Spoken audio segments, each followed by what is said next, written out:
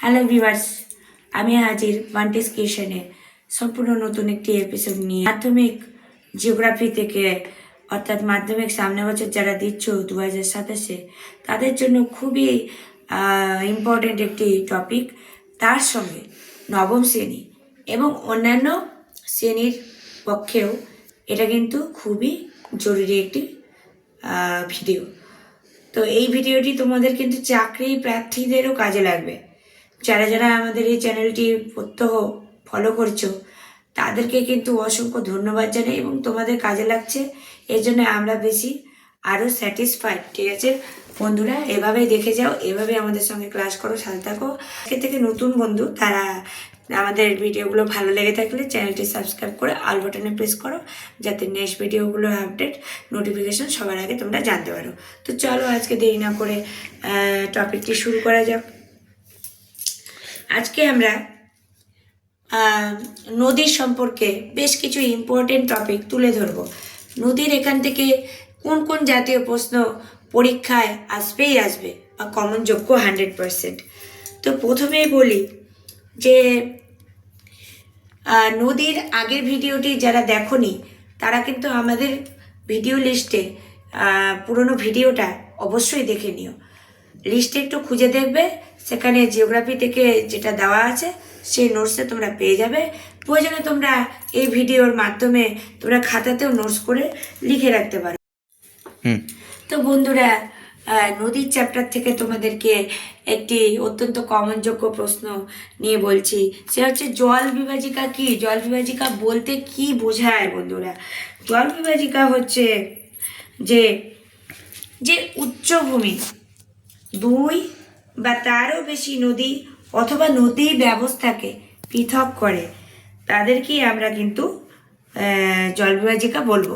যে উচ্চভূমি, মনে করো সাপোজ একটি উচ্চভূমি আমি এখন ড্রয়িং করব।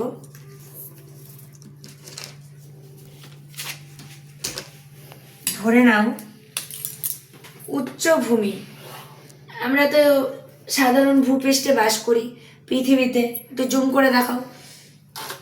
ভূপৃষ্ঠে আমরা বাস করি, এবার তার উচ্চভূমি মনে করো এই এক পর্বত কি পাহাড় কিছু।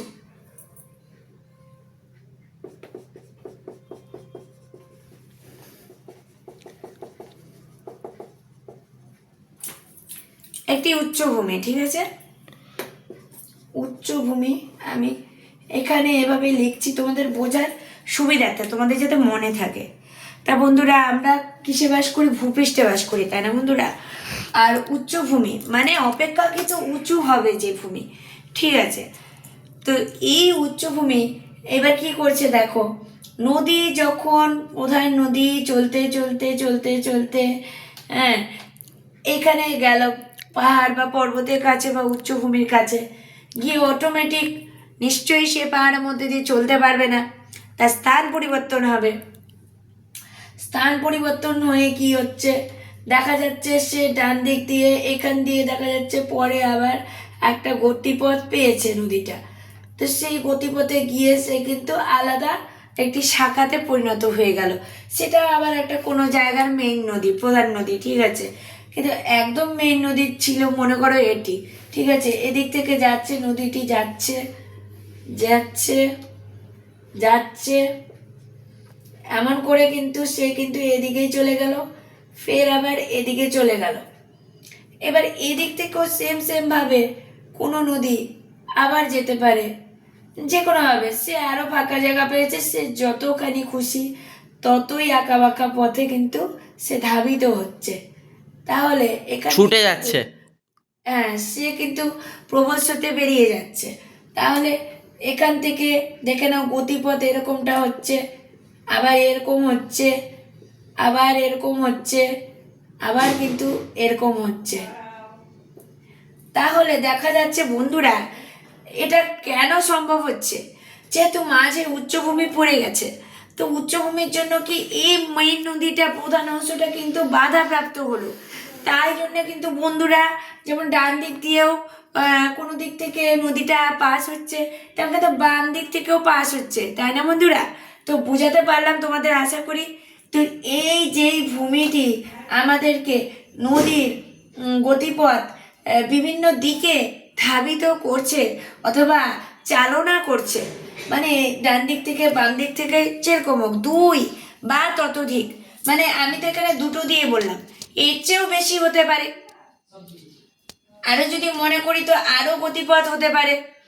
তাহলে দুই বা ততোধিক গতিপথ নিয়ে যখন নদীটি চলতে বাধ্য হয়, তো ভূমিটিকেই কিন্তু আমরা বলবো জলবিভাজিকা, যার মাধ্যমে কিন্তু নদী দ্বিখণ্ডিত হয়ে দুই বা ততোধিক অংশে পরিণত হয়ে যায়। ঠিক আছে বন্ধুরা, তাহলে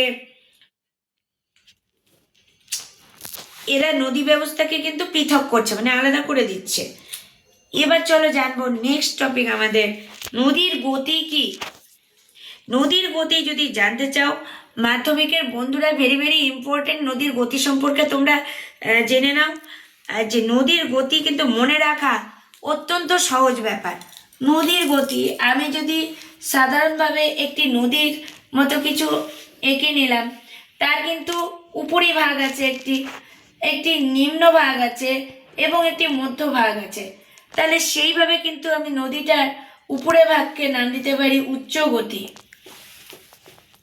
গতি, মাঝের ভাগকে দিতে পারি মধ্যগতি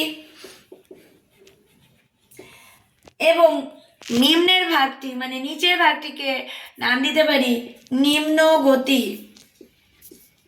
এটা তোমরা কিন্তু পরীক্ষার সময় কিছুই না, একটু লাইন টেনে দিয়ে তিনটে ভাগ দেখিয়ে দিলে, উপরের গতিটির নাম দিলে উচ্চ গতি, মাঝের গতির নাম দিলে মধ্যগতি, নিচের ভাগের নাম দিলে নিম্ন গতি। তাহলে আমাদের নদীর গতিকে আমরা জেনে গেলাম। এবার তার সঙ্গে কিন্তু আরো একটু কিছু জেনে রাখা দরকার বা উচিত আমি মনে করি, যেটা হয়তো সব বইয়ে বা সব জায়গাতে তোমরা পাবে না। এখান থেকে একটি অন্য প্রশ্ন আসতে পারে বাইরের, সেটা হচ্ছে যে একটি আদর্শ নদী বলতে কি বোঝো।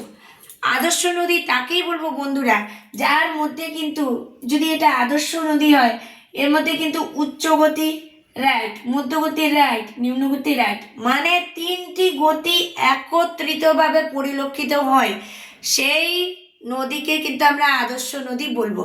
তেমন যদি আদর্শ নদীর যদি উদাহরণ জানতে চায় বন্ধুরা, তো তোমরা কোন নদীর উদাহরণ দেবে? আমাদের গঙ্গা নদী হচ্ছে মেইন নদী। গঙ্গা নদীর মধ্যে কিন্তু তিনটি গতি পরিলক্ষিত হয়, তাই কিন্তু একে আদর্শ নদী বলা হয়। ঠিক আছে বন্ধুরা, আদর্শ নদী হ্যাঁ গঙ্গা। হ্যাঁ, এবার পরবর্তী টপিকে আমরা যাব। নদী সম্পর্কে তো অনেক কিছুই জানলাম, কিন্তু নদীর কাজ কি এটা তো বন্ধুরা দিতেই পারে, নদী কি কি কাজ করে। তো নদী প্রথমত তোমরা জানো যে এই যে বয়ে চলে বয়ে চলে বয়ে চলে, এবার এখান দিয়েও গেল, এই যে আলাদা হয়ে গেল এই উঁচু ভূমির জন্য, কিছুটা হলেও এখান থেকে মাটি বা যা কিছু হোক খসিয়ে নিয়ে ক্ষয় করতে করতে করতে করতে এদিকে গেছে ওদিকে গেছে, তার মানে কিছু হলেও ক্ষয় করে নদী, এটা প্রমাণ হলো। ঠিক আছে, এবার ক্ষয় করে কি নদীটা কখনো থেমে থাকতে পারে? একটি চলমান স্রোত বিশিষ্ট নদী কখনো কি থেমে থাকে চুপচাপ? না, সে কিন্তু চলতেই থাকে। তাহলে তার স্রোতের গতি মেনে সে যখন চলতেই থাকে, তার মানে কি যা কিছু নিল সব কিছু নিয়ে কিন্তু সে চলে যাচ্ছে, তার মানে কি সে বহন করে নদী নিয়ে থেমে যাচ্ছে। থাকে না, নদী চলে, সব নদী। তাই আমরা কি বুঝবো যে নদী কিন্তু যা কিছু ক্ষয় করেছে তা কিন্তু বহনও করে নিয়ে যায়। এবার বহন করতে করতে করতে মনে করো এমন একটি জায়গাতে এসে সে সব কিছু কিন্তু নদীর এখানে থেমে যাচ্ছে, এখানে জমা হচ্ছে, জমা হতে হতে হতে হতে একটু প্রথম দিন এতটুকু, তারপর আবার এতটুকু, তারপর এতটুকু, তারপর এতটুকু, এভাবে কি হচ্ছে সঞ্চিত হচ্ছে। সঞ্চিত হওয়ার ফলে কি হচ্ছে যে বোঝা যাচ্ছে নদী তিনটি কাজ করছে। আমাদের নদী কিন্তু তিনটি কাজ করে, যেমন ক্ষয়, তেমন বহন, তেমন সঞ্চয়। তাহলে কি কি কাজ নদীর কাজ? ম্যাম ক্ষয়টা কিরকম একটু বলেন একটু। তোমরা খাতায় নোট করো নদীর কাজ। নদীর কাজ তিনটা। 1 নম্বর হচ্ছে ক্ষয়, 2 নম্বর হচ্ছে বহন, বহন 3 নম্বর হচ্ছে সঞ্চয়। সঞ্চয়। না, জমা করে রাখা। ক্ষয় মানে আবারও একবার রিপিট করছি, ক্ষয় বলতে হচ্ছে নদী চলছে চলছে চলছে, পথে কোনো বাধা প্রাপ্ত হয়েছে কোনো জায়গায়, সেখান থেকে কিন্তু নদীর যেহেতু মানে স্রোতের স্পিড আছে, তাই কিন্তু কিছু হলেও এখান থেকে ছিটকে ছুটকে নদীর জলের সাথে কিন্তু বয়েই যাচ্ছে বয়ে যাচ্ছে। নদীর জলে যদি আমি সাপোজ কিছু ফেলেও দিই, হ্যাঁ কিছু যদি ফেলেও দিই, যে এগুলো আবর্জনা বা এটা যেমন তেমন খুশি একটা জিনিসপত্র কিছু আমি নদীর জলে ফেলে দিলাম, সেটা কি ওখানে থেমে থাকবে? থাকবে না, না। জলের উপর ভাসমান অবস্থায় যেতে থাকবে যেতে থাকবে। তো সেই জিনিসগুলো নিয়ে কোথায় যাচ্ছে নদী? সেটা তো নিয়ে যাচ্ছে মানে কি বহন করছে, তাই এর নাম হচ্ছে বহন।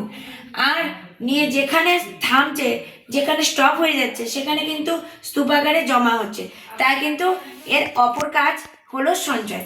তাহলে 3টি কাজ লক্ষ্য করা যাচ্ছে। আদর্শ নদীতেও কিন্তু উচ্চ গতি, মধ্যগতি, নিম্নগতি এবং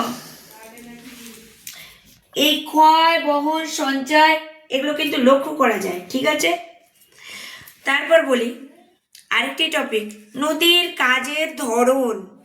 নদীর কাজের ধরনটা কি? নদীর কাজের ধরন হচ্ছে বন্ধুরা, উচ্চ গতিতে নদী প্রধানত ক্ষয় এবং বহন কাজ করে। উচ্চ গতি যখন উপরের দিকে এইভাবে যাচ্ছে যাচ্ছে যাচ্ছে, তারা তো উচ্চভূমি রূপে তো বাধা পাচ্ছে। তাহলে উচ্চভূমি রূপে বাধা না পেলে নদী ক্ষয় করবে কিভাবে? এটা তো কথা। যদি একদম নিচ দিয়ে চলে যায়, তা তো নদীর কিছুই তো পেলো না নদী, তাই না? তো উচ্চভূমিতে একটা ধাক্কা মারবে, মানে স্রোতে যখন বিপরীতমুখী হয়ে যাবে, তখন কিন্তু এখান থেকে কিছু খসে ঠসে নিয়ে চলে যাচ্ছে। তার মানে তখনই কিন্তু ক্ষয়ও হচ্ছে আবার বহনও হচ্ছে, দুটো কাজ একই সঙ্গে হচ্ছে। কিসে? এই উচ্চ গতিতে। 1 নম্বর পয়েন্টে মনে রাখবে বন্ধুরা। আচ্ছা, মধ্যগতিতে কি কি হচ্ছে? মধ্যগতিতে হচ্ছে হলো ক্ষয়, যেমন খসছে, খসা থেকে আমরা এখন শুরু করবো, ঠিক আছে? কেননা ক্ষয় তো করলো, এবার ক্ষয় হওয়ার পরে তো খসে পড়লো কিছু, না? তো ক্ষয় হয়েছে, আর কি হয়েছে? ক্ষয় হয়ে এবার যে যাচ্ছে যাচ্ছে যাচ্ছে গিয়ে কিন্তু সঞ্চিত হলো বস্তুগুলো। তেমনি ক্ষয় এবং সঞ্চয় দুটোই দেখা যায় কিসে? মধ্য গতিতে। আচ্ছা, এরপর তো মধ্য গতিতে ম্যাম হয়, আর উচ্চ হ্যাঁ, গতিতে হ্যাঁ, ক্ষয় হয়। হ্যাঁ। আর নিম্ন গতিতে ম্যাম সঞ্চয়। নিম্ন গতিতে কি হয়? নিম্ন গতিতে বন্ধুরা দেখো, এই নদীটি গিয়েছিল বহন করে, ক্ষয় করে, বহন করে, তারপরে গিয়ে গিয়ে গিয়ে গিয়ে কিন্তু এখানে একটি ঢাল অংশ পেল, ভূমিরূপে একটি ঢালু একটা অংশ পেল, তাই ওখানে কিন্তু নদীর জলগুলো জমা হলো। তার সঙ্গে শুধু জল না, জলের সঙ্গে যে জিনিসপত্র যা কিছু নদী বহন করে এনেছিল, সব জিনিস ওখানে স্তূপাকারে জমছে জমছে জমছে উঁচু হয়ে গেছে। হ্যাঁ, উঁচু হয়ে গেল, স্তূপ হলো, সঞ্চয় হলো। মানে স্তূপ। এখানে শুধু কিন্তু এই যে ওগুলো লাস্টে কি ম্যাম? নিম্ন ওগুলো কি? গতিতে, ও, সঞ্চয়। নিম্ন গতিতে শুধুই মাত্র সঞ্চয় কাজ হবে। এটা কিন্তু মনে রাখবে, পরীক্ষায় আসলে নিম্ন গতিতে নদী কোন কাজ করে? শুধু সঞ্চয়, হ্যাঁ, অনলি সঞ্চয়। সেটা গঙ্গা করে। তাহলে এটা হয়ে গেল আদর্শ নদীও তোমরা বুঝলে। তো ম্যাম আমাদের বলছি এই এটা কি কোন নদী করে ম্যাম? এটা গঙ্গা নদী করে এটা? আদর্শ নদীর মধ্যে 3টি গতি দেখা যায়। তো সঞ্চয়ের কাজ হচ্ছে আদর্শ নদীর মধ্যে অবশ্যই দেখা যায়, কেননা ওটা নিম্ন গতিও ওর মধ্যে পরিলক্ষিত হয়, হ্যাঁ। সে কারণে দেখা যায়। আচ্ছা, এইবার আমি একটা কথা বলি। তো বন্ধুরা, নদীর চ্যাপ্টার থেকে যদি একটু বুঝে বুঝে পড়ো, রিডিং আর ঝরঝরা করে মুখস্থ না করে যদি বুঝে বুঝে পড়ো, এবার ছবি এঁকে এঁকে যেভাবে বললাম এভাবে যদি তোমরা নোট করতে পারো, ফার্স্ট টু লাস্ট দরকার পড়ে ভিডিওটি আরও একবার দেখে নাও, দেখে আস্তে আস্তে করে দেখো এবং এঁকে নাও এবং নোট করো নিজের সুবিধার্থে। 3টে গতি মনে রাখতে হবে, নদীর 3টি কাজ মনে রাখতে হবে, ঠিক আছে? তাহলে কিন্তু তোমাদের নাগালে আর কেউ পাবে না। হ্যাঁ বন্ধুরা, তাহলে কিন্তু নদীর চ্যাপ্টার থেকে যা যা প্রশ্ন আসবে তোমরা প্রত্যেকটি কিন্তু আনসার করতে পারবে অতি সহজে। ঠিক আছে বন্ধুরা, আমাদের ভিডিও যদি তোমাদের ভালো লেগে থাকে লাইক কমেন্ট করে জানাতে ভুলো না। বন্ধুদের সঙ্গে আরও বেশি বেশি করে শেয়ার করো ভিডিওটি এবং চ্যানেলটিকে, যেন আমরা তোমাদেরকে আরও হেল্প করতে পারি আর সবাই এর দ্বারা যেন উপকৃত হয়। তাহলে বন্ধুরা আজকের এপিসোডটি কেমন লাগলো লিখে জানিও। চলে আসবো আবারও একটি নতুন এপিসোড নিয়ে তোমাদের সাথে বান্টিস ক্রিয়েশনে।